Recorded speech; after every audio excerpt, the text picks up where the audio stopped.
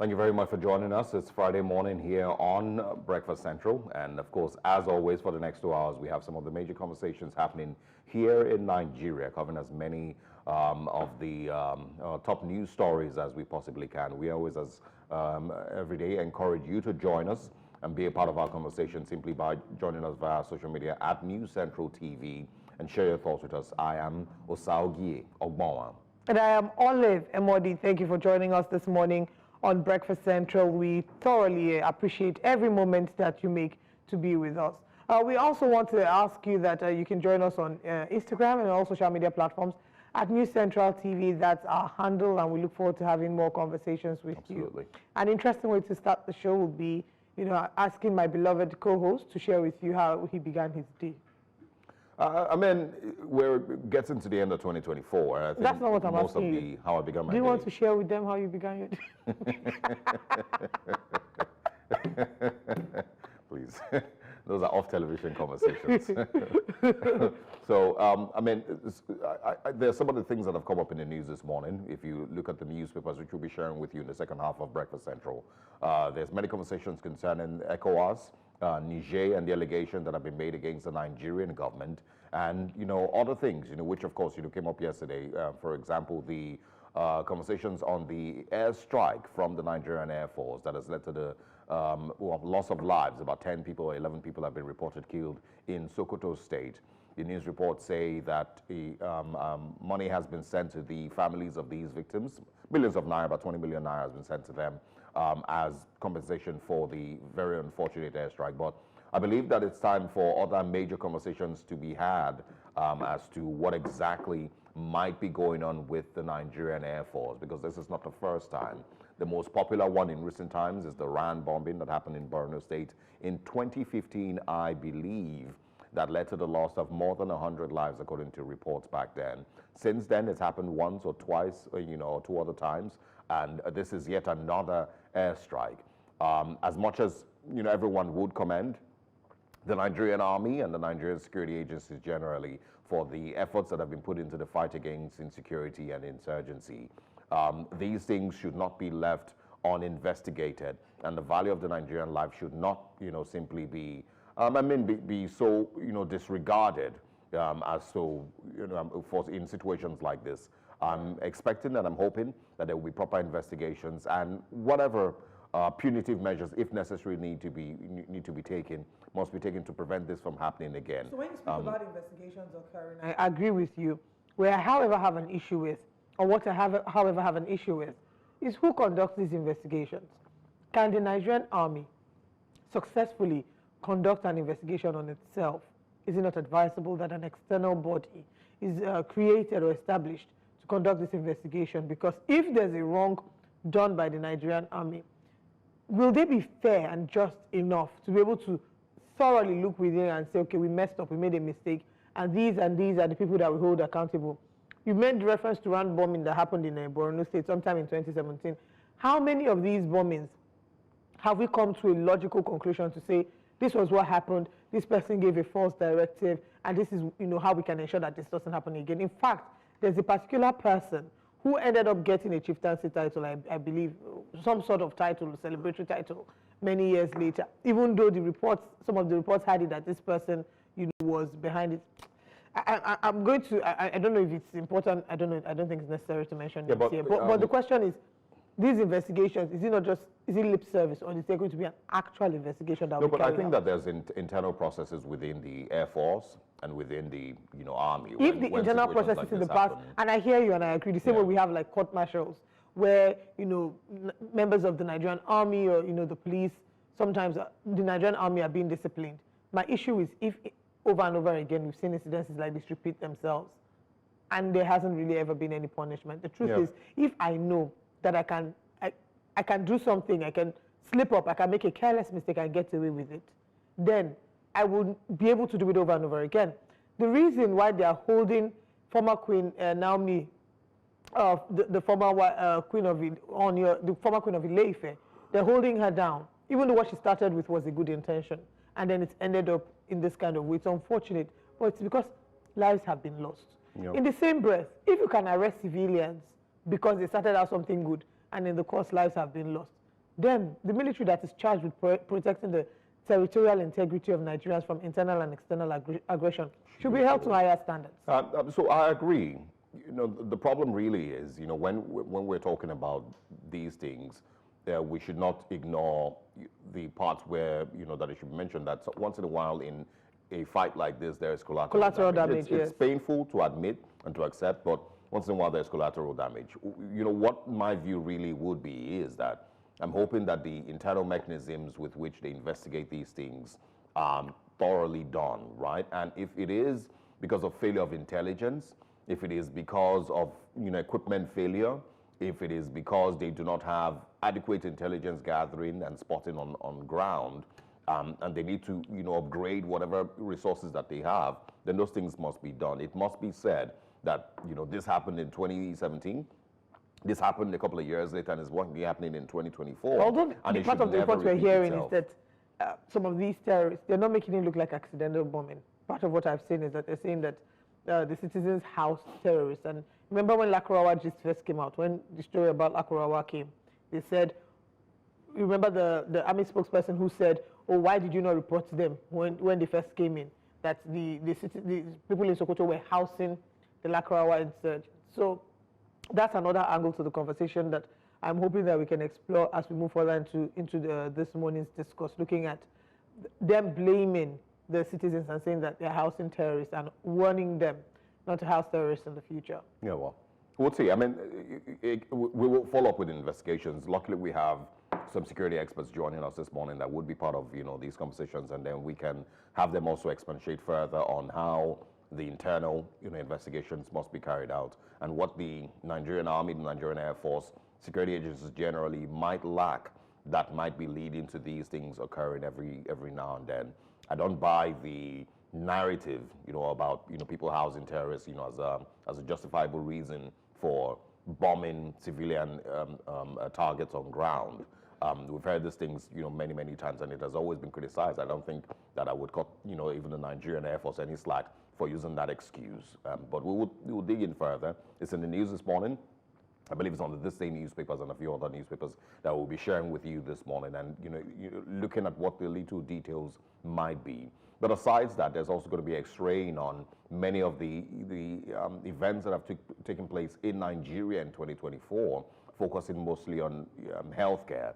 How much improvement have we seen on the federal level and on the state level, and what more must be done to provide Nigerians across the country with proper healthcare services? Let's quickly share with you what our top stories are this morning and then bring you breakfast headlines. This morning, 2024 in review, assessing Nigeria's health sector. We'll be taking a closer look at where we are and where we plan to be. Chief of Defense Staff defends Sokoto Airstrike as he orders probe. We're looking at this as well. And also security. Federal government denies colluding with France against Niger's claims. We also, this morning, assessing infrastructural development under President Bola Ahmed Tinubu. We'll be bringing you the newspaper front pages as well, the major stories making headlines across Nigeria this morning.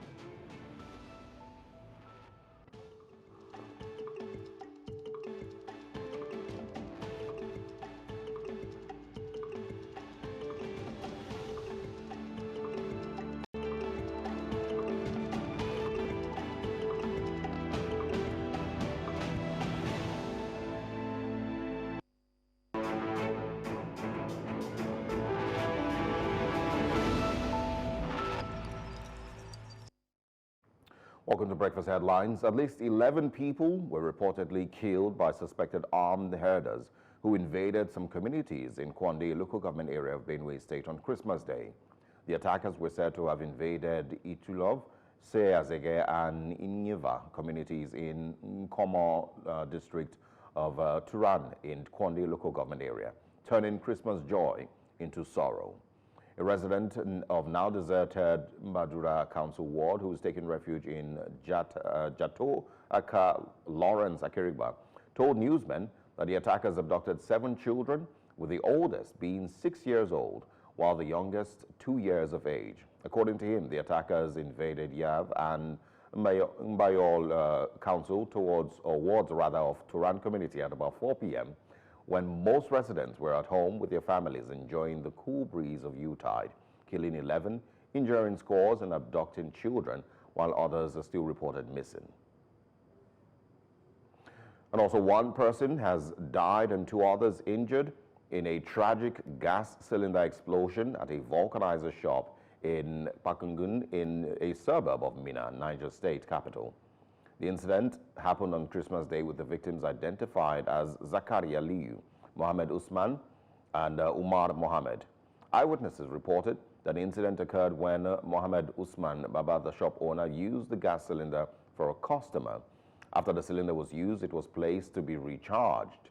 Zakari, an apprentice, retrieved water to cool the cylinder after it became heated, as they typically do.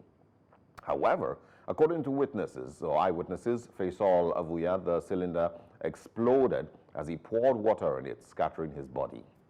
The explosion injured Mohammed Usman Baba and his son Umar Mohammed, and sources say Umar sustained severe abdominal injuries and will require surgery. Meanwhile, the Chief of Defense Staff, General Christopher Musa, on Thursday insisted that the military avoided mistakes in the airstrikes that killed 10 people on Christmas Day. A fighter jet bombed 2 communities in the Silame local government area of the state, killing at least 10 people and injuring several others. A day after the incident, the Chief of Defense Staff visited the northwestern state and addressed journalists at the Gingia cantonment, Sokoto. He said the investigation will be launched into the matter. The CDS called on residents not to harbor criminals in their communities and admonished media practitioners not to be used as a tool for promoting bandits.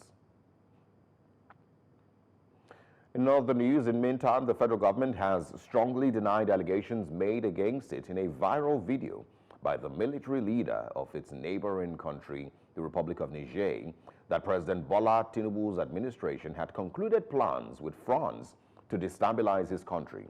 In a statement signed by Nigeria's Minister of Information, Mohammed Idris, the federal government described General Abdurrahmane Chiani's claims as groundless and absurd, because Nigeria had never engaged in any overt or covert alliance with France or any other country to sponsor terrorist attacks or destabilize the Republic of Niger in the wake of the coup d'etat that ousted a democratically elected government in that country. Now, in the eastern part of the continent, Kenya's police on Thursday denied involvement in the latest spate of abductions targeting government critics. Kenyan security forces have been accused by multiple human rights groups of carrying out dozens of illegal detentions since massive anti-government protests in June and July. Recent research, according to Human Rights Watch, suggests a covert group of officers from several security organizations, including military intelligence and an anti-terrorism squad. However, the police have distanced themselves from the disappearances. According to a statement from the Inspector General's office, the National Police Service is extremely alarmed by the persistent claims that police officers in Kenya are complicit in kidnappings. And at least 12 children have died from malnutrition this month alone in a Rapid Support Forces controlled area of Sudan's capital, highlighting the deepening humanitarian crisis in the war-torn country. The South Belt Emergency Room reported that more than 5,300 children in the area are currently suffering from malnutrition. The area, which includes the neighborhoods of Al-Ingaz, Al-Azari, Al-Salama, and Mayo, has been under RSF control since the conflict erupted in April. The worsened situation is attributed to the closure of 55 community kitchens known as tekayas, coupled with soaring food prices and dwindling financial resources among residents. That's all in Breakfast Headlines. Let's move now back to Breakfast Central and get into our top stories. I am Osaogie Ogbola.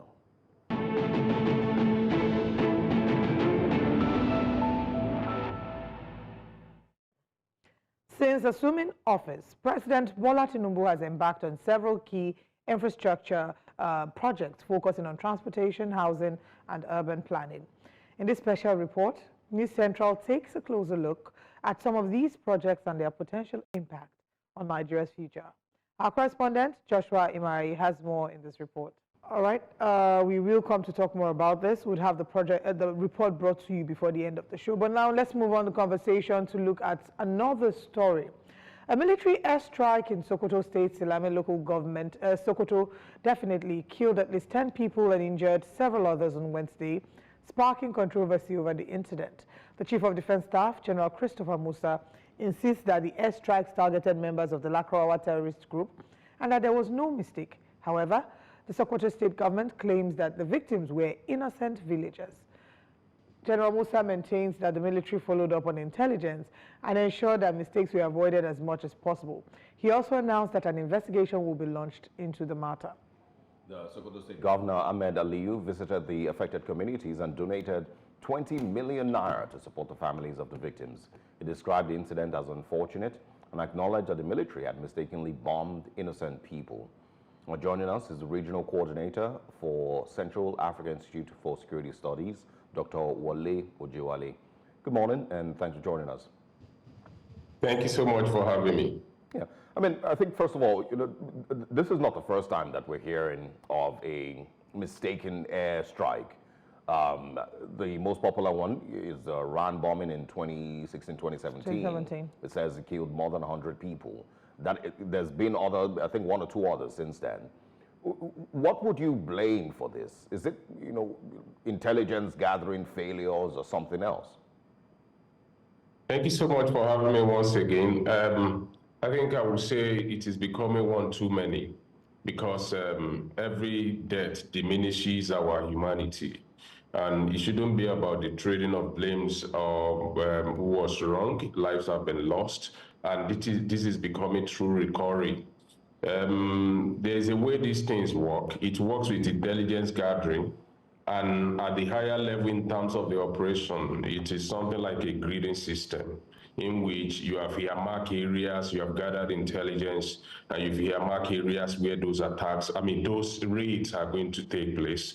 So I think in this, like I mentioned scientifically in that grading system, if you just miss a coordinate in terms of that precision strike that the military wants to carry out, just missing that grading system by maybe a fraction of a coordinate, anything can go hurry. And when human being is involved, in terms of operational level, whether you are operating computer or you are operating any technology, that is bound to happen. But like I mentioned originally, it is becoming one too many. And I think the military authority really need to take close, because the reason is that if you continue to hit innocent civilians like this, they are the bulwark of your intelligence gathering in those communities. And it is more of the reasons why people can begin to have this antagonistic relationship with the military and not giving them the necessary support. So why I've listened to what you read about what the Chief of Defense Staff has said, I'm not sure that is convincing enough for the people who have lost their life. And it shows that in terms of this precision strike, I think the military have to do more, maybe in terms of equipment acquisition, training, and what have you. We have had we've had in Kaduna, we've had in Sokoto now. I think it is one becoming too many. I think we should also look at the fact that there are conflicting reports about this. First, they say, the military says that the Lakrawa terrorists were embedded with the citizens, or that these were Lakrawa terrorists that they had been, tracking. And then the government then comes out to say that these are innocent citizens. And this is not the first time. If you recall, I think about this time, December last year, we talked about this, and it was in Tudumbiri when they had done airstrikes that had killed a number of citizens. Yet again, in that same scenario, they had said initially that these were terrorists, that citizens had become embedded with the terrorists, and that these were not innocent Nigerians. But then much later, the reports we got were that these were innocent Nigerians. We made a lot of noise about it, and eventually everything returned to status quo. So this is not the first time this is happening. But from your perspective, what do you think would be a more likely scenario? What would be the most likely case here? Is it really that they are having innocent mistakes that end up ending the lives of innocent Nigerians, or are these terrorists that have embedded with citizens like they claim? Operational word in everything that I've heard from you is innocent. And if somebody is innocent as a civilian, it means that we cannot assume that it must become a collateral damage just like that because the military want to carry out precision airstrike. And the second thing is the fact that I acknowledge the fact that the military is involved in what they call guerrilla warfare, in which the enemy is in the midst of the people that the military is meant to protect. But I think what this is revealing to us, look at the images that you are showing on the screen. What this is revealing to us is the fact that the military, the intelligence gathering at that highest level need to really do more. And I also acknowledge the fact, like I mentioned originally, in terms of the technology that the military is probably working with, I think there's probably a need for an upgrade in that grid system to be able to carry out that precision airstrike. But like you mentioned, so that this will not also be swept under the carpet, I think the state, the government need to get to the bottom of this, and I'm talking about the federal government getting involved in this, to really carry out a painstaking investigation to be able to bring to bear in terms of accountability mechanism that we ensure that the civilians are not continually being treated as collateral damage, because the military also need to rely on them to be able to carry out their operations. And if the Lakurawa people, which like I mentioned as a guerrilla warfare, are embedded in the midst of the people, they also need the support of those people, I mean the military, to be able to extricate Lakurawa and carry out that precision operation without the civilians becoming collateral damage. You've made mention about investigation needing to be carried out. In 2023, when this happened, they said they were going to carry out investigation. Same thing with the RAN bombings. And what we've seen so far is we haven't gotten to any logical conclusion. If, just like they've promised here, that they're going to undergo or carry out investigation as well, the question is, who should be the one to do the investigation? Should the army be the one to, investigate itself? Should the military investigate itself? Or should we get like an external body to carry out the investigation to be sure that, we can reach a logical conclusion? I think it's going to be a mix of everything that you said. The military must have their own internal mechanism of checking such excesses or such errors. And then you also need the support of the media. You need the civil society organization, human rights to be part of such investigation so that it can become rounded, it can be comprehensive report, and it's not just doing an investigation for the sake of doing an investigation. It is to enhance, to be able to forestall this in the future. So I think it has to be a rounded engagement in which you have different stakeholders, religious group, state government in Sokoto where it happened, people within their communities, to be able to be part of such fact-finding mission. And then the government must also be committed to providing redress for the people that have probably been innocently affected in this particular kind of error. All right, let's also take a look at, at the fight against insurgency. The government, of course, promised that the Lakurawa problem would not be a long-lasting problem, that they, I think they also said that they had tackled it. It's no longer a major issue in Nigeria. But where would you say that we are? And would you agree that the approach that the Nigerian government is currently taking is yielding positive results, and ridding the country of bandits and unknown gunmen and Lakurawa and Boko Haram and everybody who has had a good time in the last couple of years? Largely, I think we have a lot on the plate now, like you've mentioned, unknown gunmen, Lakurawa, Boko Haram bandits, and a host of other criminal groups.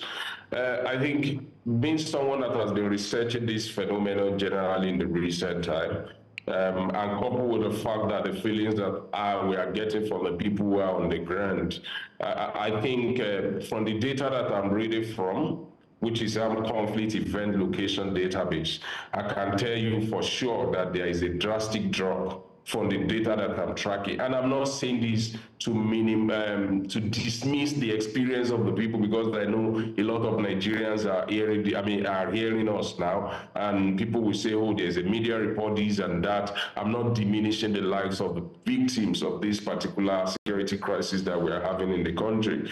But I can say authoritatively, having interacted with the people on the ground, I think in the recent time there has been a drastic drop. I mean, a marginal drop. So I'm being careful with the word that I'm using. And we can expect that to continue like that if the government continue as they are saying that they are going to bring everything under control. You know, this is a marathon, it's not a dash. We can only expect that the government is going to make the meaningful investments, both kinetic and non-kinetic investments at the local level to bring these to the barest minimum.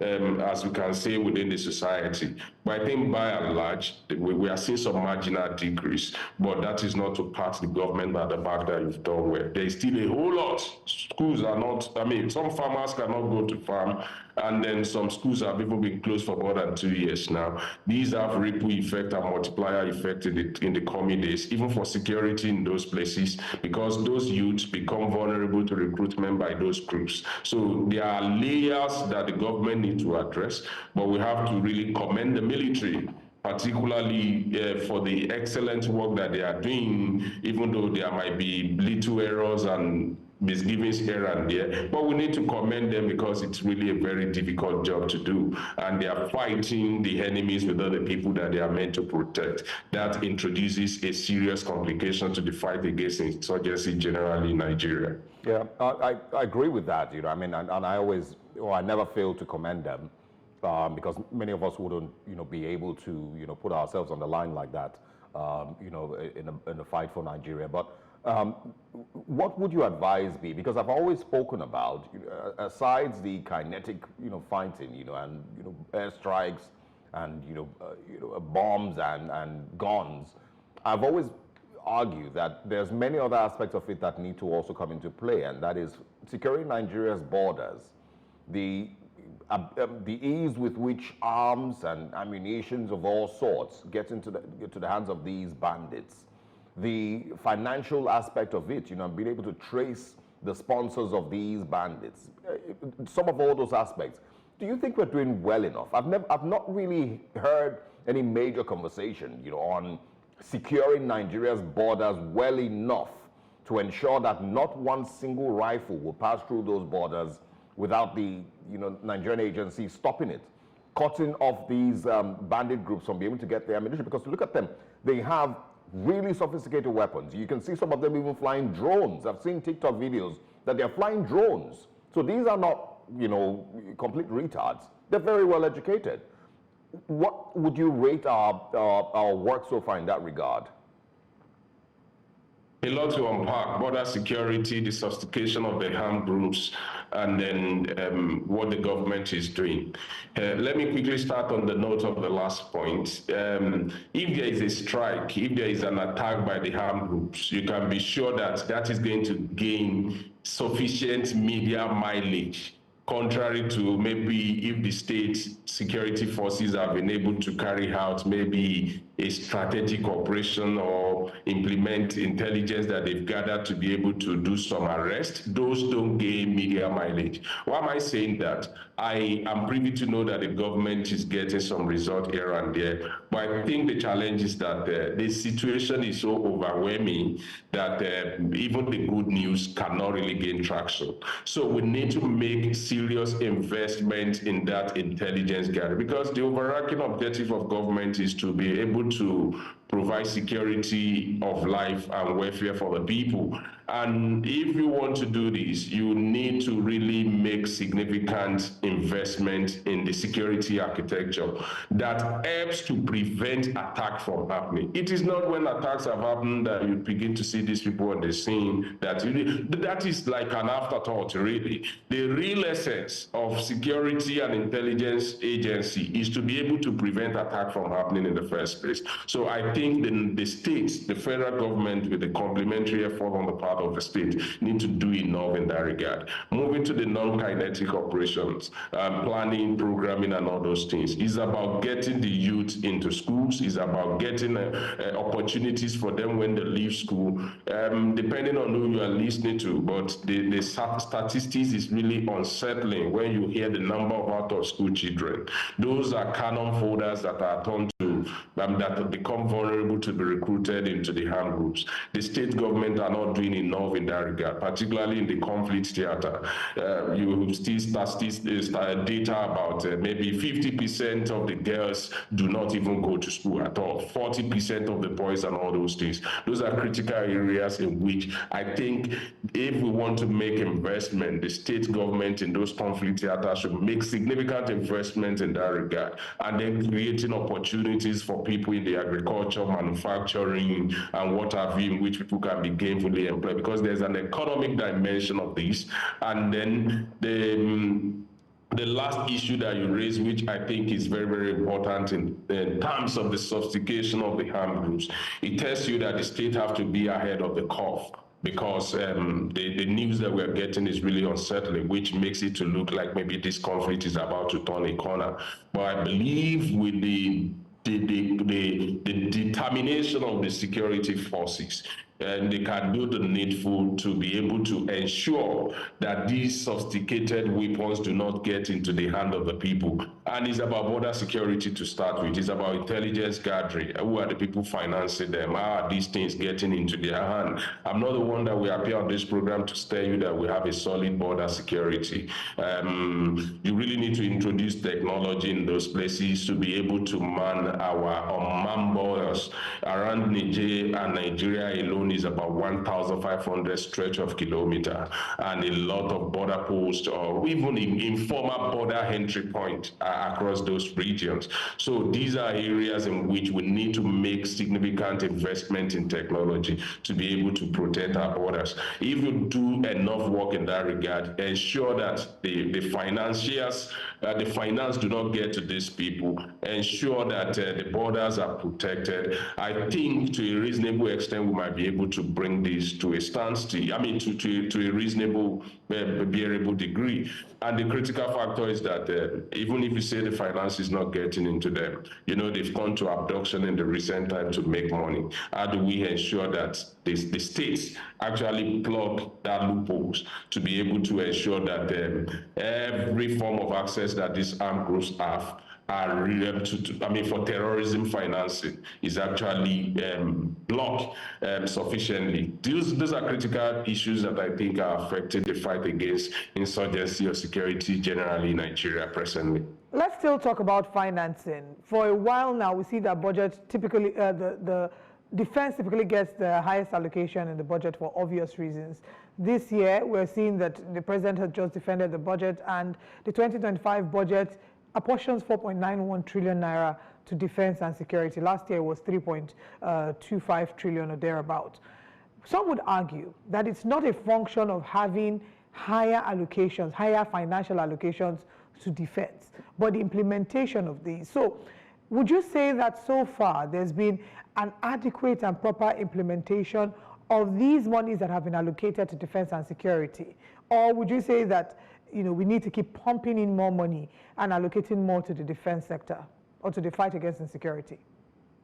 I think it's a combination of many things. And the one that you mentioned, which has to do with judicious spending of the money that is allocated, the president granted a media interview, I think about a few days ago, and the question was asked about, is he going to probe the former people who have probably managed the budget, the military budget, security budget of the country? Said he was not going to look in that direction. Those are reasons that are left to him. People, the Nigerians have expressed their public opinion on that. I think what is important is that we need to understand the scale of the challenge that we are facing. And it also means that every kobo that is actually budgeted for security in the country must be judiciously spent. I, for one, looking at the scale of the challenges that we have, I'm not sure whether we are making commensurate investment to be able to achieve the kind of result that people want to see. Because it is about investing in latest military hardware in terms of border security to be able to carry out like the precision airstrike that I mentioned the other time. You know, a lot needs to be done in that regard, which I am not sure if we are doing enough in that regard. But it also behooves of the people that are actually managing the security budget to make sure that the money that is earmarked for that is actually being used to do the work that they are meant to do. The reports that we've had over times in terms of defense and security corruption of past administration is probably the reason why this question is coming, and it's unsettling. If you budget over 4 trillion naira for defense and security, and people cannot get the result that is commensurate to that, I think we will always come back to this conversation. And it is the fact that the procurement process, the government needs to put the guardrails in place to ensure that the money is actually judiciously spent all over the world. Wherever there's any conflict, war, or whatever, the military-industrial complex is always enmeshed in this kind of thing that we're talking about. But the state can do enough on our part by ensuring that there are guardrails that ensure that the money that is budgeted is actually used for what they are meant for. And I'm one of those persons that we advocate that we need to make 21st century investment in our critical security infrastructure in terms of military hardwares and gadgets that can secure the country. I think that is what it is, and you need money to be able to do that. It is commendable that these are seen a leap in the recent time for 2025, but we are hoping that the marginal decrease that I mentioned in terms of incident that we are seeing we go on to become a drastic decrease rather, in the coming days, which will then justify the amount of money that is being budgeted for defense. You know, there are other critical areas, infrastructure, education, health, agriculture, that need significant investment, and we cannot afford to turn this counter-insurgency operation to an industrial complex that is just expanding and hitting the budget endlessly, even for the years to come. At some point, we must turn the corner. Yeah, absolutely.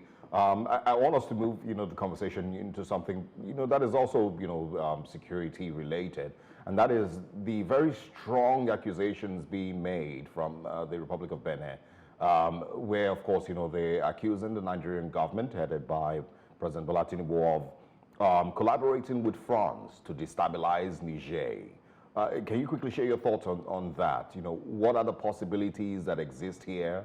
Are these allegations, strong enough to be looked closely at? Is it Benin or Niger? Because the one I'm following is Niger that is accusing Nigeria. Yes. Okay. Yes. So I've listened to it. I've watched it on Twitter. Niger, I beg your pardon. Niger. I mean. Yes, I've watched the whole thing. I think it's just a theatrics, because it is just unnecessary distraction now. We have turned the corner on that. ECOWAS imposed sanction and then threatened for military intervention, and all those things are completely off the table now. What is it, Niger, that Nigeria will be, that the president having these enormous security challenges and economic challenge, then will now turn to Niger to become an area of preoccupation? I think the military commander Tiani in Niger is just throwing theatrics. That's the way I would just look at it. I don't take anything serious in all those accusations saying, it's all over the place in the public. There are no military bases as we know for now. And those are not things that you can do clandestinely as the president. And you will also bear witness. Anybody that is following the news in Nigeria knows that when these ideas were even muted in form of rumors all over the country, there are strong opinion voices from the north who insisted that the military bases must not be allowed to be sited in Nigeria. I don't think Nigeria is thinking in that direction. Even the army has come out to, we have enormous challenges in Nigeria now that we cannot allow Niger to become a distraction. What is the size of Niger in terms of the economic or maybe... So the thing is not necessarily a Nigeria-Niger issue. I think that the picture that is being painted here is that since France has seemingly been kicked out of Francophone Africa, and of course, when the coup in Niger happened, if you remember, there were conversations about, Nigeria being encouraged by France to, take charge of that situation, which of course the president didn't at that time. So the allegations really are that Nigeria is being pushed by France, not for Nigeria's interest, but for the interest of France, to, seemingly destabilize the country enough for France to, take advantage.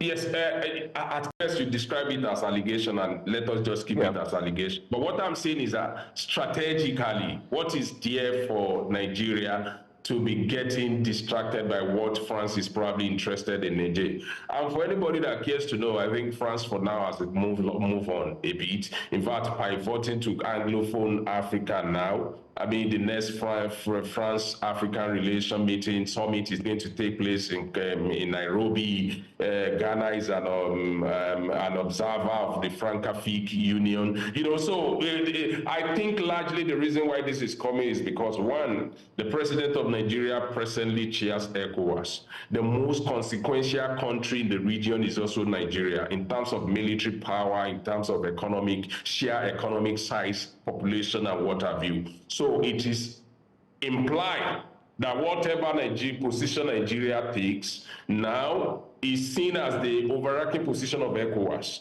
And the recent engagement of Nigeria and France, which a lot of people have also criticized in Nigeria, is probably what is giving oxygen to this kind of insinuation. But for me, from where I sit, I'm looking at it and I'm asking the question, these issues are already off the table. If we want to talk about what is going on in Mali, Niger, and Burkina Faso, I think it's a different ballgame. I think the challenge is that these people have not disconnected from the fact that other people are trying to move on. And then they are playing the gimmicks, because the more they put this gasoline into the fire, the more they realize that nobody can put pressure on them for democratic transition in the country. So I'm very happy about this position of ECOWAS in the recent time, in which they said, if they want to, let us begin to fast track the process. So it's a distraction really for me, because I keep asking the question, what is there in Nigeria? Kindly hold on. We have, global affairs analyst Collins Wake, who's joining us. So I think, I want to hear his thoughts, and see if they are different from yours. Mr. Wake, good morning. Thanks for joining us. We appreciate you. Very good morning, Osorige. Thank you for having me. All right.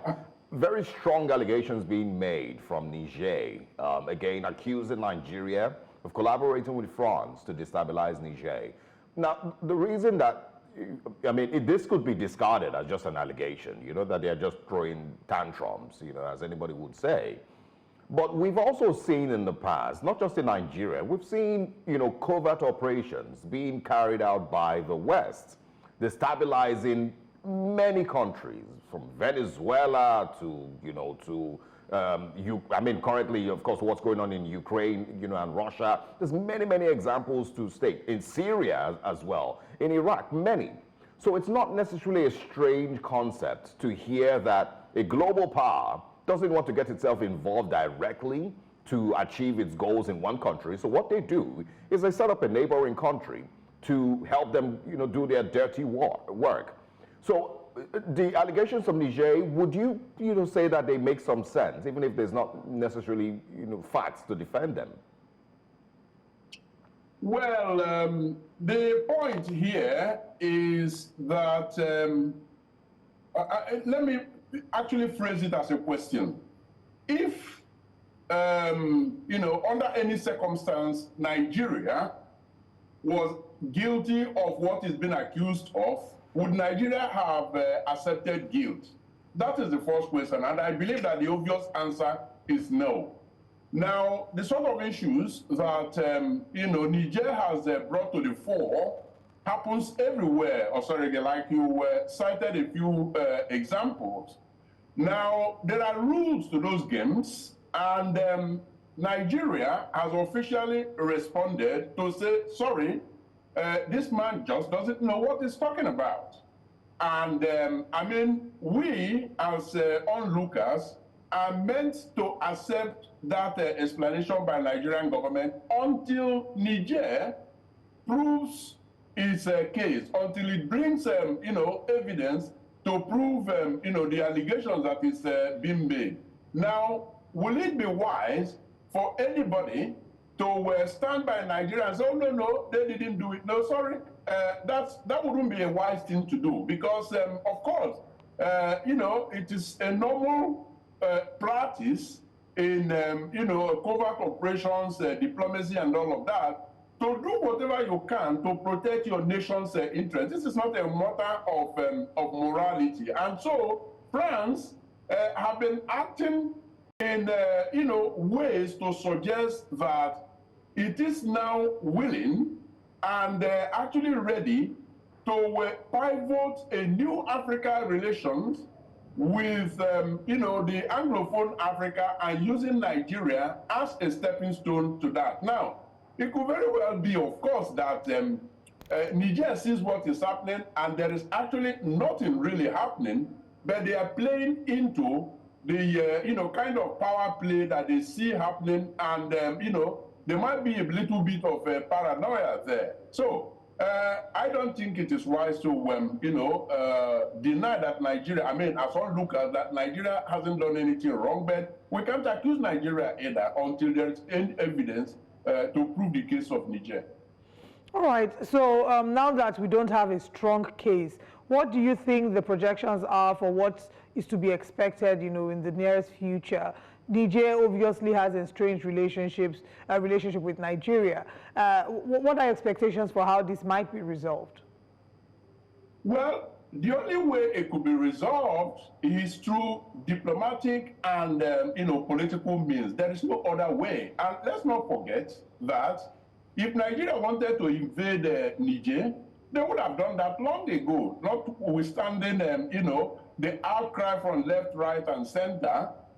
They made initial remarks to the extent, to the effect that, they are going to invade Niger as a consequence of the unconstitutional removal of a democratic government. But of course, they had a rethink.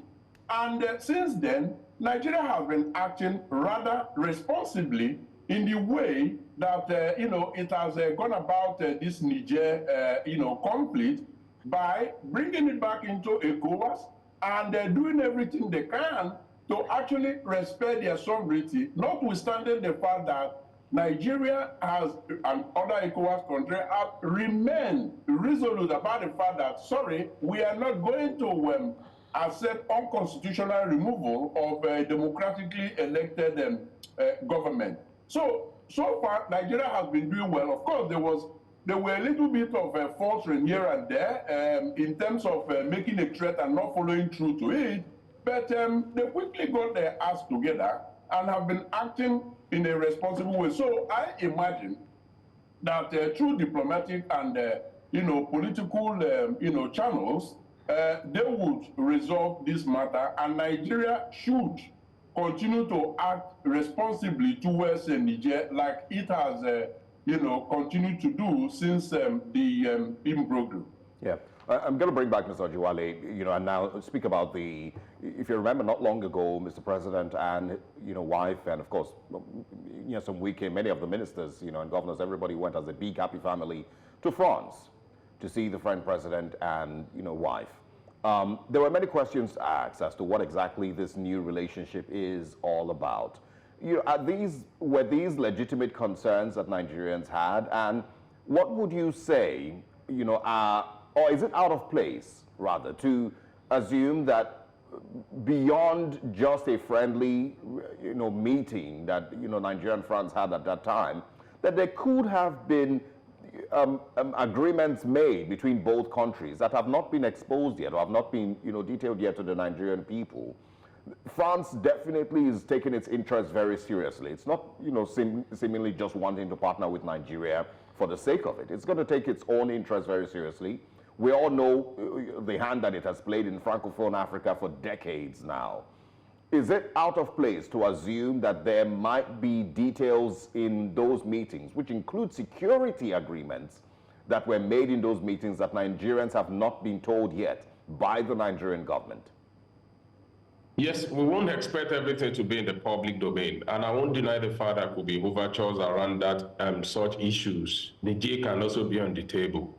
But Nigeria, save for the challenges that we have, is about one of the most consequential countries in Africa. And when you look at the projections for the future, 10, 20 years, 30 years to come, if things continue to remain on the trajectory of development, this is a market that no country wants to really trivialize in terms of future opportunity. And when you come to multilateralism, irrespective of the position that any country is occupying, the first thing is your national interest. So if the relationship between France and Niger and other Francophone countries are going south, and then it doesn't mean that Nigeria should now take part or take a side, because our own national interest matters to whosoever is on the saddle. So I expect that we can't say because there's a challenge, a friction between Niger, France, then Nigeria should not take a back seat. I think that is what is going on. But I think what the president, the military general in Niger is also insinuating are the overtures that you mentioned now. I'm very, very sure there's no way such issues will not be on the table. But the idea is to quickly pour pour gasoline into the fire, create propagandas here and there, so that even if those ideas exist, which we can assume that they might exist, at least you can quickly begin to rearrange your thoughts, your strategic action and all those things. I think that is what he's trying to do. And in these countries, let me also emphasize that there is a age-long animosity in terms of economic imperialism that these countries are experiencing with France. So they will do everything, like we just don't want to see France hobnobbing with anybody in their neighborhood. Chad has done it. Niger, Burkina Faso, Mali, all French infrastructure in terms of security that they've put together over time in these countries, they are saying, get them out of this place. Even Senegal, where I live, which is a democracy that has been tested over time, is also saying France should leave. But let me drop a caveat. Irrespective of all those things that we are seeing, France is still alive and kicking in this country, because language is a soft power, about the most potent soft power in diplomacy.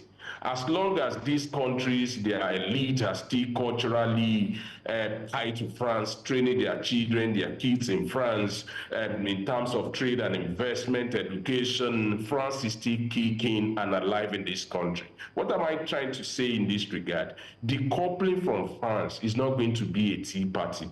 And if they've had those frictions, it doesn't mean that we will now allow ourselves, other countries, particularly the Francophone, the Anglophone countries now, that France is now pivoting to, they should now fold their hand.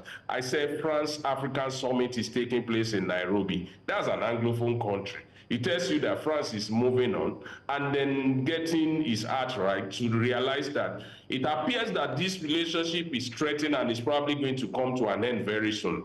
But like a country that should be thinking ahead in terms of strategic engagement, France has started pivoting to critical countries within the continent, Nigeria, Kenya, Angola, South Africa, and these countries. So I think what the military government in Niger is trying to do is just trying to insinuate what might be going on and quickly register their intention to ensure that they create a disruption in case that is about to happen. But nobody, except if there is any significant reason to do that. If you cause any uproar in Niger, Nigeria is going to bear the brunt of the humanitarian fallout, because they rely on Nigeria. The culture is monolithic around that region. So Nigeria has any strategic interest, really, to destabilize Niger for whatever reason, because whatever happens there, Nigeria is going to bear the humanitarian consequences. Yeah, the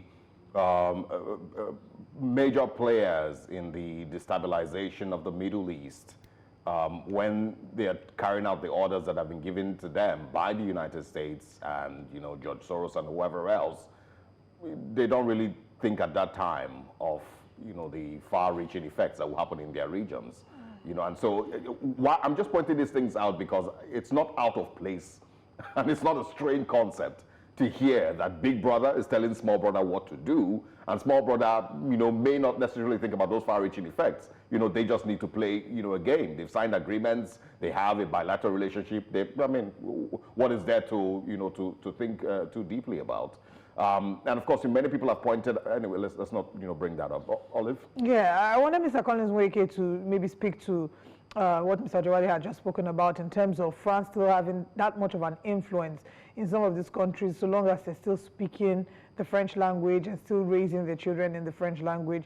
Do you agree with this? And how do you think these countries would fare completely now that they've been separated from they've been separated from France. They're still referred to as Francophone Africa, interestingly. So how do you suggest that they would fare? Also just mentioning that there have been accusations about Nigeria tampering with pipelines, of Niger Republic. So, speak to us about that as well. Yeah, well, there is a very valid point about, the strength of soft power in diplomacy. Language has quite a lot to do with that. Culture is also, a very powerful instrument. And let's not forget, Olive, that, the educational system of these Francophone African countries are built or modeled after France. And so there are quite a lot that they share in common. And does France still have, powerful influence over these countries? Yes, the influence may be waning, but is this something they can just shake off just like that? No. It's going to take quite a lot of time. France knows that. The Francophone African countries know that. However, in France's best interest, in its national interest, it has now seen a need to rejig its Africa policy.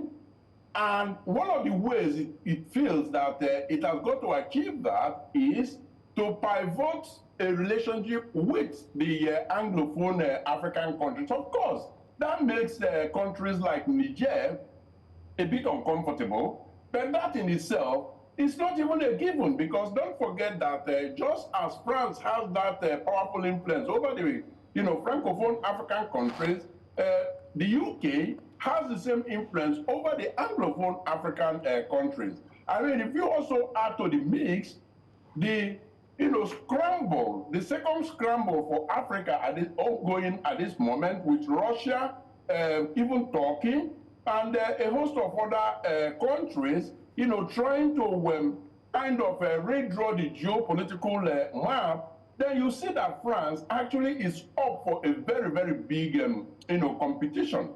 Now, should African countries just, go with just anybody? No, it depends on what you are bringing to the table. And like I said earlier on, in diplomacy, it is not necessarily morality that plays out. What plays out is your country's national interest. Yes, it could very well be that Nigeria has done what Niger says they have done.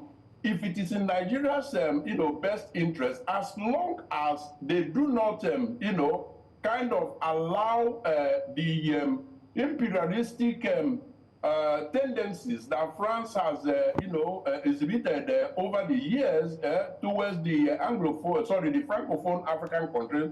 Well, one could argue that it is fine as long as it betters Nigeria's domestic policies. So there is absolutely nothing strange in what is happening here. Allegation has been made. Nigeria has denied. Well, if Niger has evidence, let them bring it to the fore. In the meantime, things just continue to happen. Yeah. What would you, advise President Tinubu at a time like this? Well, in the first place, he has spoken through his minister.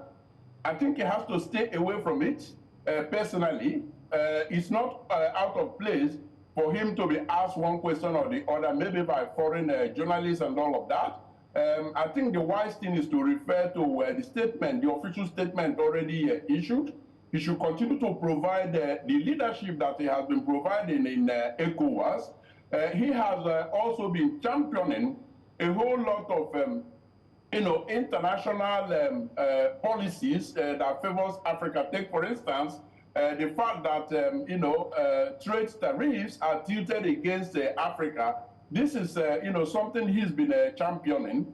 He should continue to focus on all of that and allow those who are designated to do some of these things to continue to do that. Minister of Information has spoken.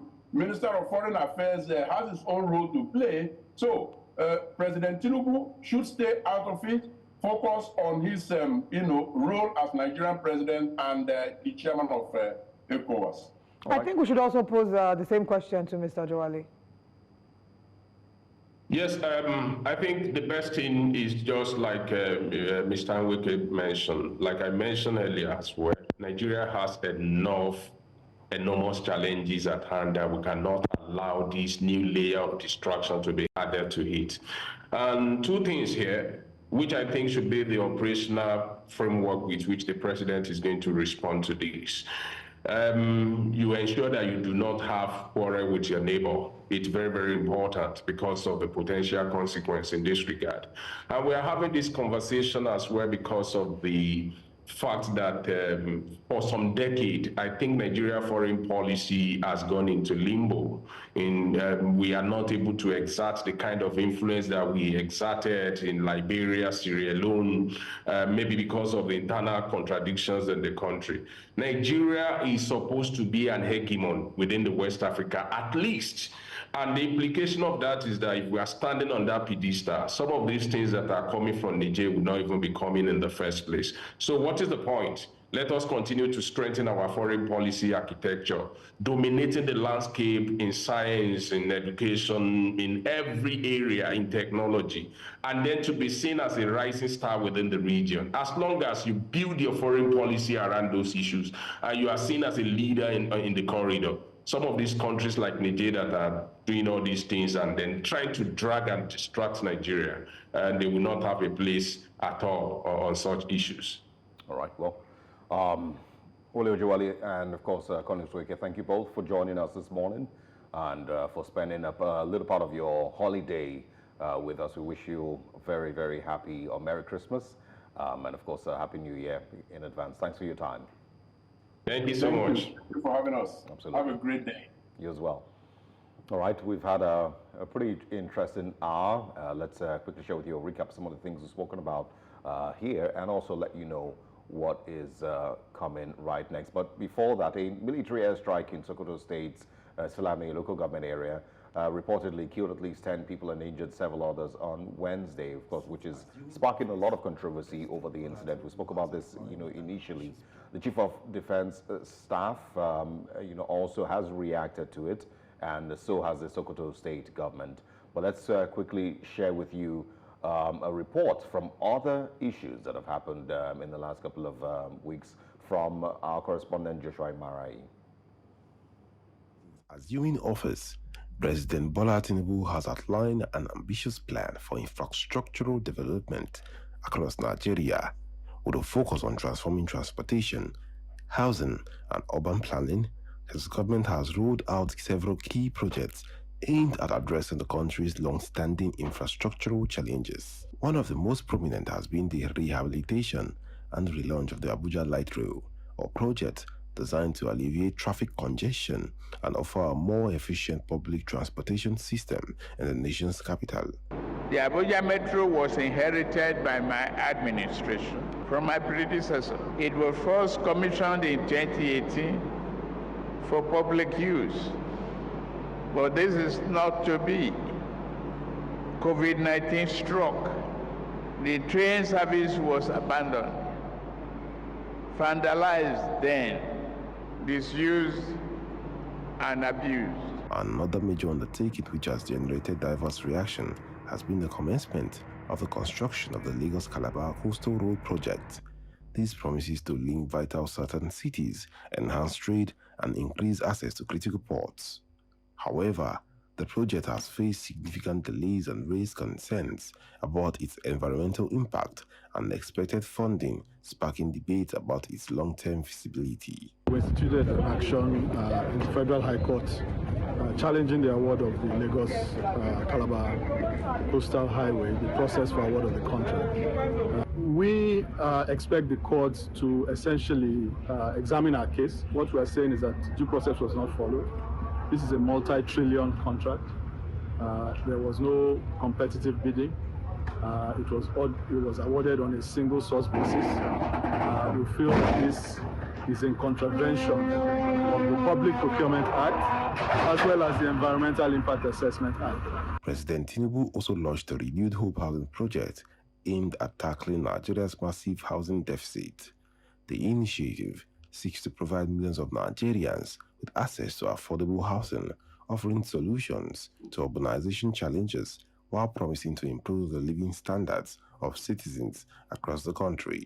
We know the value of housing. We appreciate the fact that it is an elixir for economic prosperity, job creation, hopefulness. While the government pushes ahead with this project, recent events have cast a shadow on the nation's infrastructure management practices.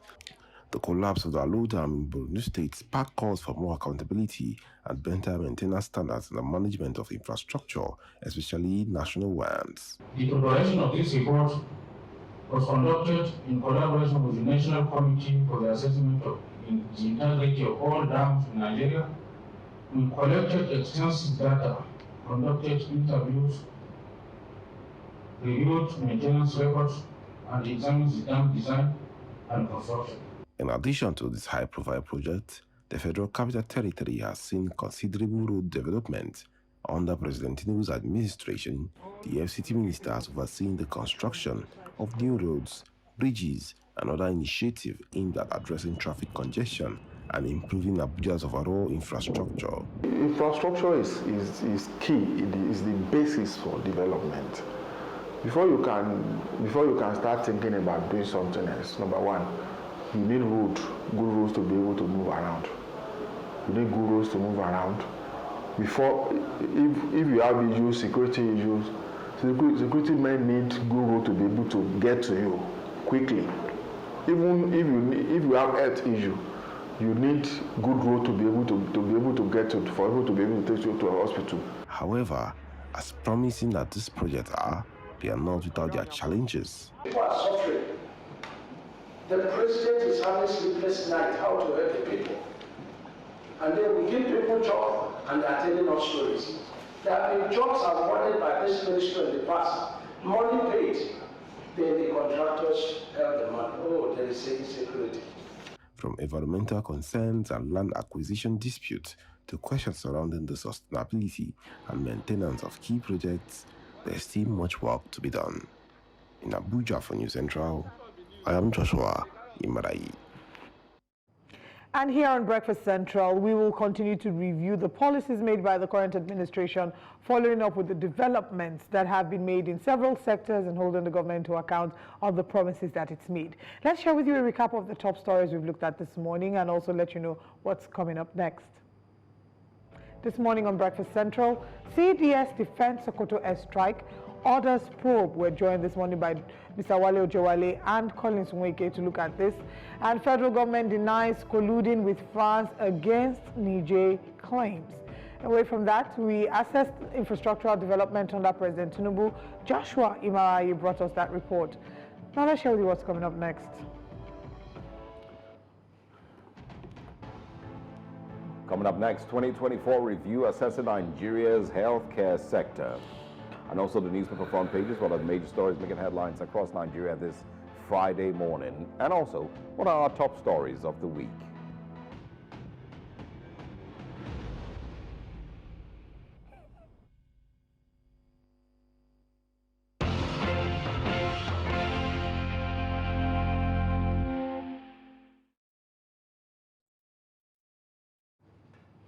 And now let's take you through the newspapers this morning and share with you the major stories making headlines across Nigeria. This morning we're going to be kicking off with the Punch newspapers and see what we can find over there. Big one on the Punch this morning says, military blames villagers as ex-governor and others demand probe. 4 Lagos drug lords jailed 28 years and forfeit VGC houses. INEC to destroy over 6 million uncollected PVCs. I'm sure mine is going to be on in that. Why didn't you collect your PVC? I never got mine. Did you go to look for it? Yeah, about 5 times. I went to INEC office about five different times before the elections. Wow. Did you go and pray about it? You also have gone to the mountain to pray, because village people may have used your PVC destiny. You know, it might be why some. Okay. I didn't go to the mountain to pray. You ought to have gone to pray. The INEC chairman didn't specify that. Prayer is part of the requirements. No, for you to survive here, you have to pray about every single thing. Okay. Because if you don't pray, Satan will make mess of you. Okay. So that will not make mess of me in Jesus' name. All right. Anyway, I didn't get my PVCs. Also on the point this morning, anti-Niger plot, federal government knocks Nigerian leader for alleging collusion with France. Opposition slams APC as hungry residents storm Bodilon for palliatives. And also, why remove Secondus as PDP national chair, says the FCT Minister Nyesom Wike. U-tied federal government transporters unveil 50% subsidized fares to 12 states. And finally, suspected herders kill 11 in Benue on Christmas Day. Very sad story. And another very, very, very sad story. Customer kidnaps Ogun POS operator's 7-year-old daughter. Those are the stories on the Punch this morning. All right, the Nigerian Tribune is our next paper, and the major headline here says, Nigeria not colluding with France to destabilize Niger. Federal government says Niger Republic's allegation baseless.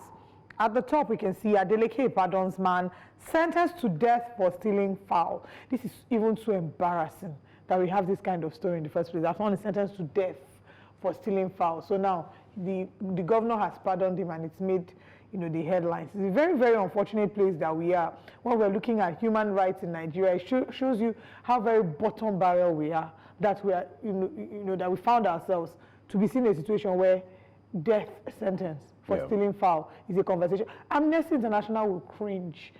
They would cringe in embarrassment.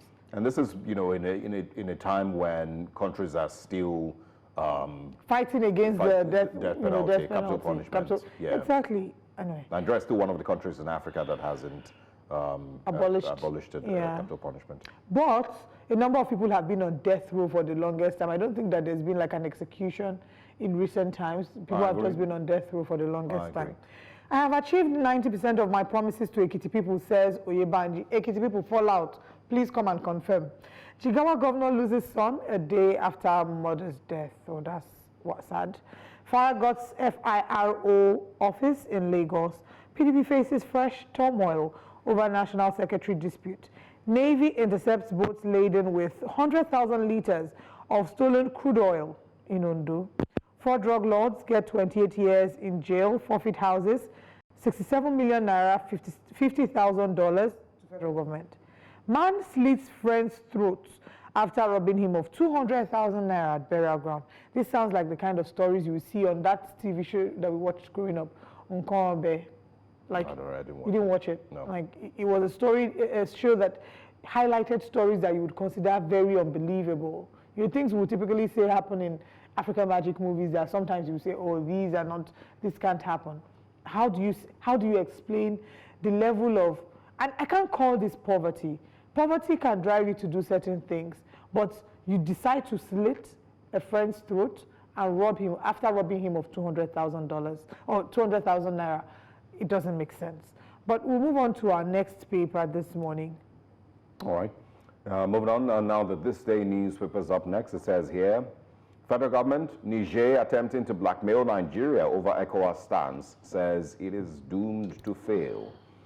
Dismisses allegations as disingenuous. CDS says nation won't allow foreign military base as it warns those dealing with terrorists. Omokri Moksunta leader, Abdulrahman Shiani, says he's in panic mode. But panic mode for what exactly? I'm not sure what their points really are. And this worries me because it very much looks like, a script that I am very familiar with. Not from Nigeria now, but the way that these things always play out. When there are attempts to destabilize a nation. I've seen this play out, from when the West, attempts to destabilize some Middle Eastern countries.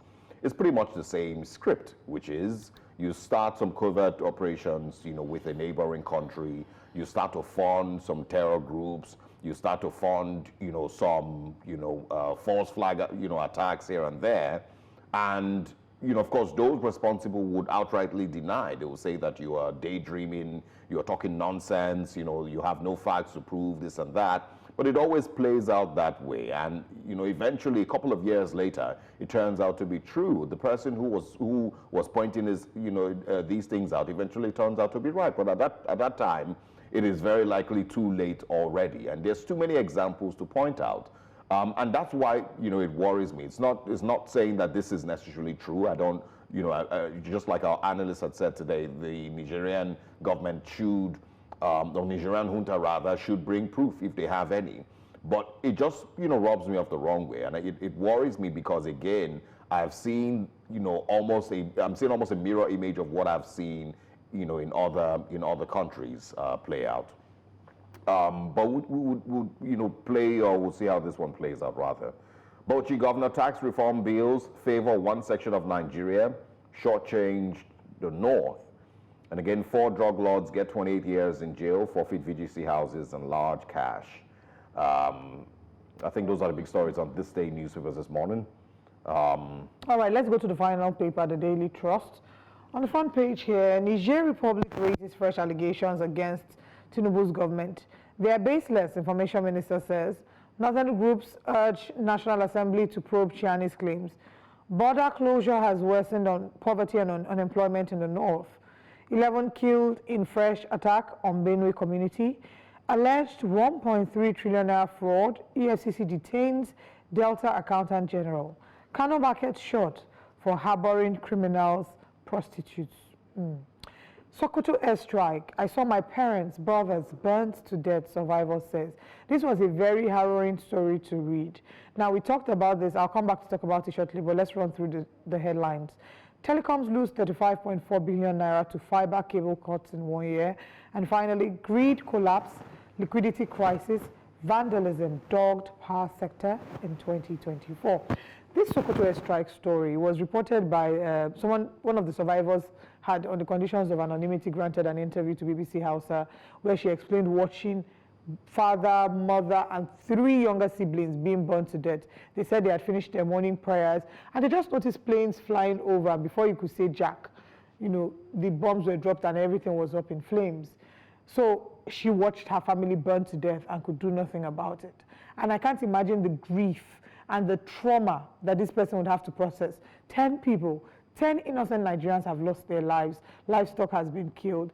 And what do we hear? The army says, you know, the military says they would investigate and they will come back to you. But they are also claiming that they got credible intelligence that, you know, ensure that they put this out. Again, it goes back to us asking the question what the value of the Nigerian life is. If we keep having repeated scenarios of bombings that seem accidental, and then these bombings happen, citizens die, you know, and when they die, nothing is done about it. There's just this initial uproar. The governor gives them 20 million bags of rice, and everybody just goes back to normal. If we hold civilians to certain standards, we should hold the military to even much higher standards, because they have been trained to protect the lives of Nigerians. Citizens who want to do good and end up, you know, causing a situation where people die are being held in prison. The army, the military, should be able, totally able to protect the lives of, you know, of Nigerian civilians. It's just very sad to see this, you know, this story. Yeah, I mean, I think it's, you know, it's another incident to once again highlight something that I have spoken about in the past, you know, multiple times, and that is that I'm not sure what would be needed, but I feel like Nigeria, when it heals, or if at any point Nigeria starts a healing process, would need to take specific steps towards fixing the mental and emotional trauma that has hit northern Nigeria in the last decade. I agree. As they have dealt with, you know, the insurgencies and, you know, the death and the murder and the killings that have occurred in those places. And I'm talking about thousands and thousands of people who have ended up in IDP camps, who have lost family members, who have lost, you know, friends, who have lost their homes. The emotional and mental trauma that these persons have had to deal with, I believe that Nigeria, at some point, when it starts to heal, would need to take, you know, deliberate steps in fixing and healing northern Nigeria. And that includes, of course, the Middle Belt, you know, the Borno State and Kogi State, and southern Kaduna and some of all these places that have also suffered, immense losses, through bandit attacks and kidnappings and, farmers and, herders, clashes as they are called, or of course, the wiping out of communities in those places. I don't know that as a country we should really just move on and act like all is well if and when we eventually end the security challenges that we're dealing with. The trauma that people in northern Nigeria have had to deal with, and of course maybe the whole of Nigeria, but them in particular, I don't think that it should be ignored. And this is why, for me, I feel like through mental conditioning, through propaganda, for the longest time possible, and it's a very risky thing to say, but for the longest time possible, I feel like we have been conditioned to ignore the trauma of northerners, of Muslims. We have been conditioned because for the longest time, and this is not a Nigeria thing, it's not Nigeria that is that's to blame here, it's the world, has been conditioned to seemingly ignore the trauma from those parts. I'll continue with this. Right, I hear what you're saying. I do think that as a nation we need to prioritize and focus on healing, and we oftentimes glaze over certain issues without dealing with the fundamental challenges. So even if you go as far back as the Civil War in 1967 and seeing the fact that we haven't actually made any progress from this. In certain other parts of the country, I would always make reference to Rwanda, and seeing that the Rwanda genocide is treated with such sacredness, where if you come into Rwanda as a visitor, that's one of the first things you meet. They tell you the story. They've learned from the story. They're still they prioritize their healing journey. And part of their healing is ensuring that they tell their history more to serve as a reminder of where we're coming from and never to return to where we're coming from. But we don't have such systems set up. In fact, in some cases, it would feel like certain deaths are being denied, that they even happened. The effect, if we go back to even in 2000, the religious conflicts that happened in Kano in 2000, when there was the issue of whether or not to establish Islamic Sharia courts or Sharia law in Kano, the number of deaths was largely disputed. They will tell you is 1,295, I believe. Some others will tell you 2,000. In fact, Amnesty International, Human Rights Watch says that the numbers would range between 2,000 and 5,000. So we don't even know, we don't have data that can accurately detail the number of lives that have been lost. If you go to Delta State, in Asaba to be precise, there's a particular place called Ogbosowe Quarters. There you will see a pillar erected. And on this pillar erected, you can see the names of people who were killed during the Civil War, right? These people, the Asaba massacre, which is another part of history that is oftentimes being denied. It almost seems like they're trying to erase it. But how do you heal and move on from a trauma that you haven't very much addressed? So great that you mentioned this, and it's a good thing you've added it to the discussion. So it's not just a Northern Nigeria thing, because of the effects and the trauma from the insurgency and fight against insurgency. It's a general thing that Nigeria, but the Nigerian state, itself needs to prioritize the Nigerian citizen, the Nigerian life, the Nigerian citizen. The Nigerian state needs to agree with itself that this is the priority that we want to give to the Nigerian. And when we get there, we maybe would start to have these conversations. Until Nigeria starts to take this healing process seriously, we may never see this. But at first, that healing would never be possible if we do not see a Nigerian state that prioritizes the Nigerian citizen. But I think that until we get to the point where we can say that I don't know if we will ever completely achieve unity, 100% unity. I don't know if we'll ever completely be void of religious, tribal differences. But if we can surmount those divides and say maybe we've gotten like an 80% win, because people will still be divided along religious and ethnic lines, and I don't know that we can be able to then move forward, because a number of these wars, some of them are tribal, some of them are religious. So I really, honestly, if you ask me, the only thing I can think of at this point would be to start to, talk to the younger generation, to reintroduce, history has been reintroduced into our curriculum, I believe, but beyond teaching it as a subject, ensuring that it's in the consciousness.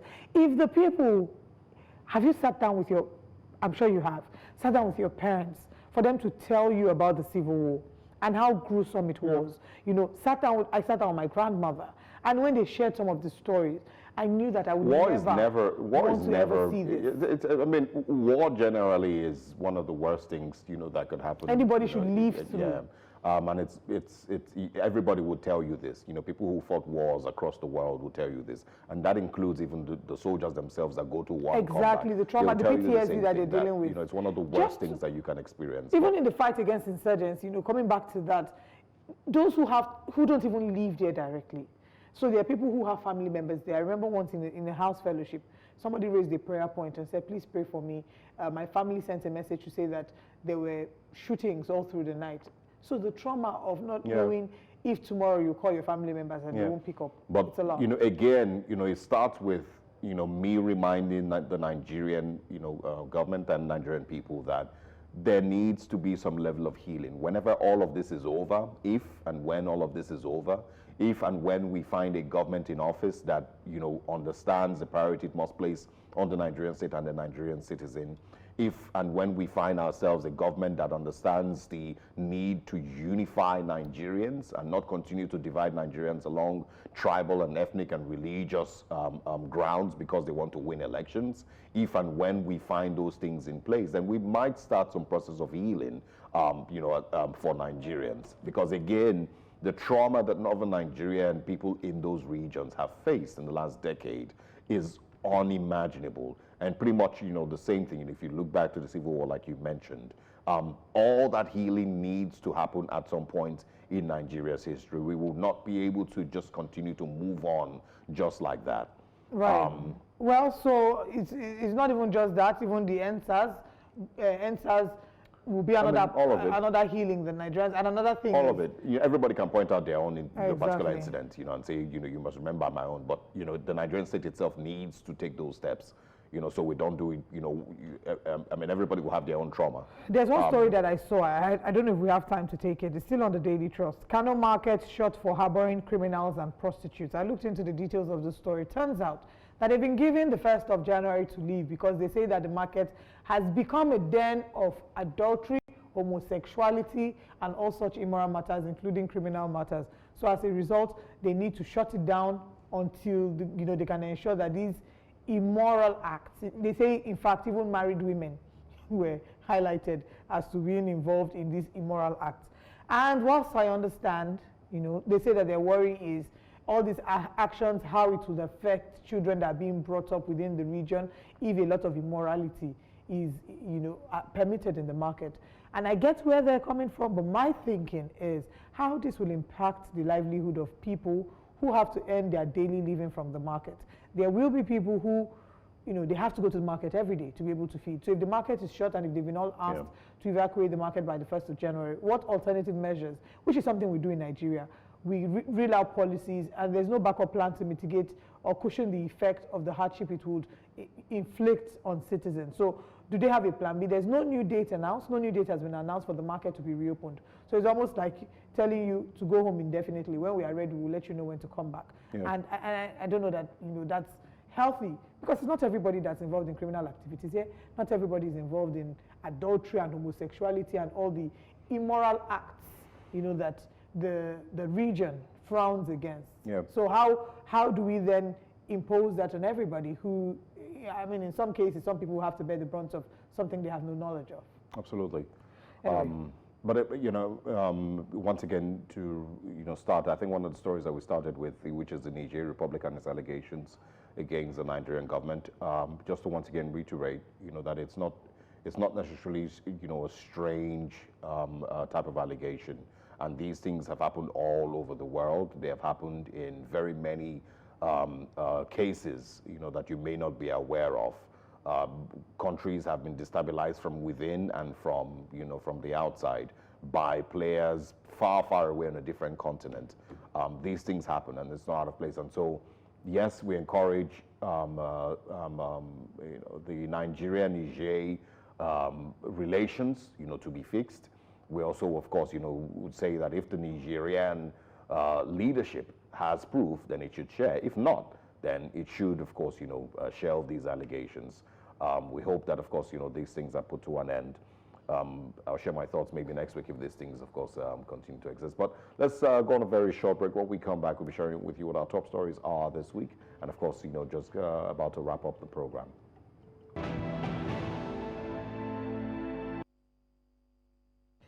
As the year 2024 comes to a close, Nigeria's health sector reflects a mixed bag of achievements and challenges. Despite efforts to strengthen the country's healthcare system, Nigeria continued to grapple with outbreaks of infectious diseases, inadequate healthcare infrastructure, and a shortage of medical professionals. However, there were also notable advancements in the fight against diseases such as malaria and tuberculosis, as well as increased investment in digital health technologies. Let's take a closer look at the key developments that shaped Nigeria's health sector 2024. We have a package to play for you, and when we come back, we'll have some more conversations about this. One of the most pressing issues in Nigeria's health sector is the persistent threat to infectious disease outbreaks. The government has worked to strengthen disease prevention strategies by expanding the capabilities of the National Center for Disease Control. Since President Bola Tinubu took office, he has pledged to improve the health sector, from addressing the issue of brain drain to investing in health infrastructure. Over the past 18 months, there have been significant developments, but also there have been notable challenges within this period. Mpox situation. Regarding Mpox, while it remains a threat with about 118 confirmed cases and no deaths across 28 states and the FCT, in August 2024, Nigeria became the first African country to receive 10,000 doses of Mpox vaccines donated by the United States to combat the outbreak. Similarly, in October 2024, the Nigerian government received its first delivery of over 800,000 doses of malaria vaccines, which are intended to enhance existing interventions.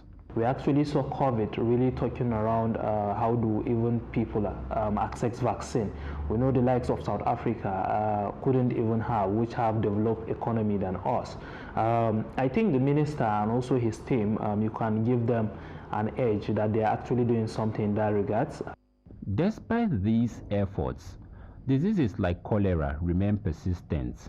In the first 9 months of 2024, Nigeria reported over 10,800 suspected cholera cases, resulting in 359 deaths, largely due to inadequate sanitation and healthcare access in rural areas.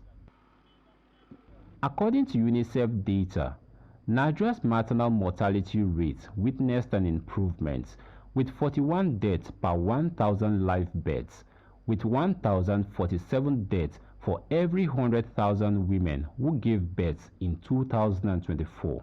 This indicates a reduction of about 27% in infant mortality and 43% in under 5 child mortality over the last 3 decades. In the likes of Lagos, they are actually at par with actually even developed countries. When you look around their indices around maternal mortality, around infant mortality, very, very high. You can see those numbers are very low in the sense that you can compare them to the UK and key other countries. But also on the other side, when you look around also, our key mortality rate in the likes of the Northwest, the Northeast, is actually very, very high. As of the second quarter of 2024, the National Health Insurance Authority reported that about 18.7 million Nigerians are now covered by health insurance. However, a poll conducted by NY Polls in November 2024 revealed that only 19% of adult Nigerians have health insurance, indicating that 79% pay for health care out of pockets, a far cry from the desired targets. Imagine the population of 230 million Nigerians, so you can imagine less than 10% people are accessing this health insurance scheme. So we have to do more to make sure there are more enrollees. In November 2024, the UK House of Commons Library reported that approximately 22,851 Nigerian healthcare workers, or 1.5% of the NHS workforce, are employed in the UK, making it the top destination for Nigerian medical professionals. In response, the government introduced a national health workforce migration policy in August 2024 to combat the brain drain and encourage professionals to return. However, many experts believe these measures are insufficient to stop the migration. We are not saying that we should meet up with the same exact amount they are paying in places like Canada, like US, where people are going to. Of course, we know that Nigeria is still a struggling economy, but we can, do something, fashion out something that is better for all cadres of health workers. It will stem this tide of Japa syndrome. In August, a significant industrial action that surprised the health sector was a 7-day strike organized by the National Association of Resident Doctors.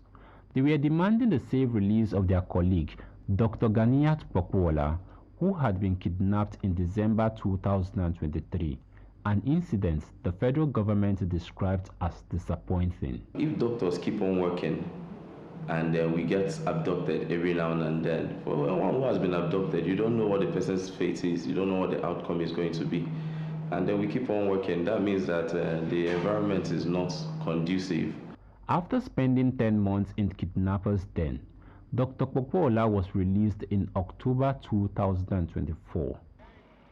From improving infrastructure to tackling mortality rates and addressing the medical brain drain, the next few years will be critical in determining whether the reforms and investments by the government can truly transform the nation's health system. In Abuja for News Central, I am Idong Joseph. Very interesting to see the areas in which we've improved and the areas we are yet to improve. 2025 provides yet another opportunity for us to advance in the areas of, areas where we've been struggling in our health sector. And we look forward to bringing more positive numbers by the end of Q1 2025. The budget of restoration has been delivered. We've seen the allocation to, the health sector. We're hoping that this budget of restoration restores the health sector to what the average Nigerian expects. We've seen the numbers as well. I think that was a very interesting one, the numbers of those who have been subscribed to insurance. I saw that we also improved in the area of infant mortality. We're not yet there, but we've made an improvement. And, and I think those are, so we should be able to use data or to make data-driven decisions, right?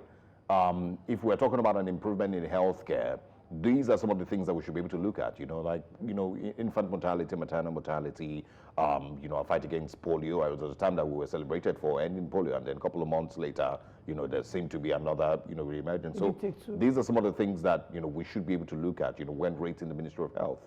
In what ways, what are Nigeria's most critical health challenges? It's not just the provision of healthcare facilities, but what effect, has it brought? Has it reduced infant mortality? Has it reduced, under 5 mortality? Has it reduced maternal mortality? Some of all these critical things. Right. All right. Now it's time for us to share with you what our top story of the week is.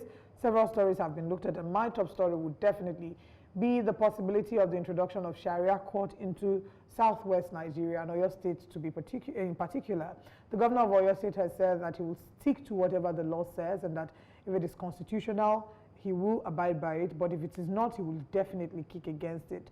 Those who are pushing for the establishment of the Sharia courts in southwest Nigeria have backed it up by portions of the Quran as well as portions of the Constitution, whilst those who have kicked against it have done so making reference to the fact that certain laws or courts cannot be established without the approval of the State House of Assembly. Also making reference to the chaos that happened in the year 2000, where we saw the mass killings in Sokoto, all because of the potential of establishment of Sharia law and Sharia court. It was in Sokoto, right? Yes, in 2000. Sokoto killings in no, this is Sokoto or Kano, now I'm mixing it up. But in the year 2000, there were definitely conversations about how they wanted to introduce Sharia law. Zamfara being the first, and then several other northern states following suit.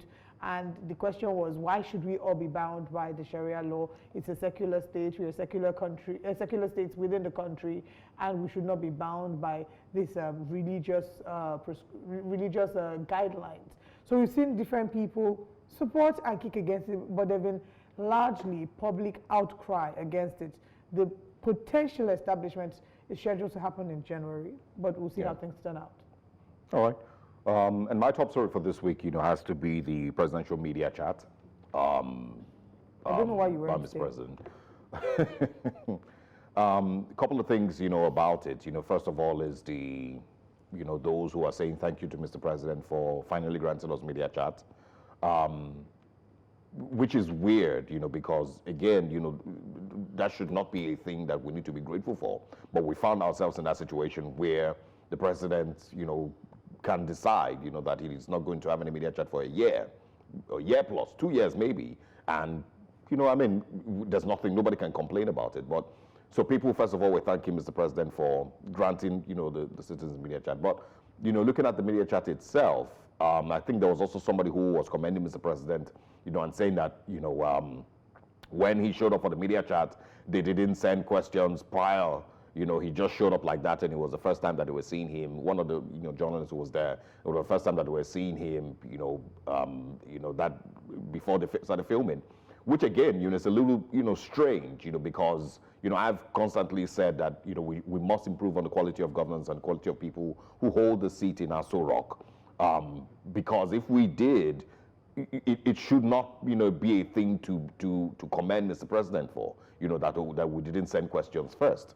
Anyway, let's move on. Now, looking at the media chat itself, Mr. President also, to a large extent, for many people who reacted to it, failed to really convey hope and inspiration to a vast majority of Nigerians. Most of the questions that were asked and some of the responses that were given weren't necessarily very, weighty. There wasn't a lot that was said. The tax reform bill, when he had the opportunity, also wasn't able to sell, the tax reform bill to Nigerians, as well as he could have.